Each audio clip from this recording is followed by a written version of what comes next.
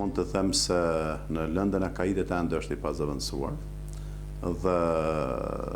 ka merita të jashtëzakonshme, nga se ai është edhe themelues i apologetikës islame në gjuhën shqipe në Kosovë. Por jo vetëm Kosovë, po gjithandej ku flitet gjuha shqipe. Andaj meritat e mëdhaja i takojnë pra këtij njeriu të madh i cili jetoi në një kohë kur i dha shumë kombit tonë. Ai vërtet krahas profesionit që kishte këtu si pedagog, si mësues në medrese, ai ishte një ligjërues i pazëvendësueshëm në kohën kur jetoi. Ishte një ligjërues i cili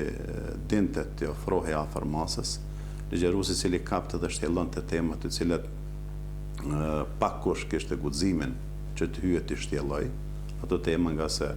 ishte koha kur sistemi komunist ateist ishte në vlugun më të madh.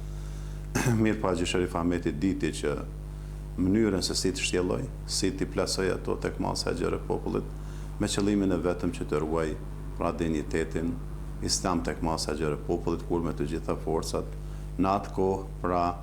luftohej ndjenja islame në vendin tonë. Andaj Haxhi Sharif Ahmeti ka qenë dhe mbetet një shëmbëltyrë pazëvendësuar, pra mbetet një kandil drite që ne duhet ndjekur në vazhdimsi,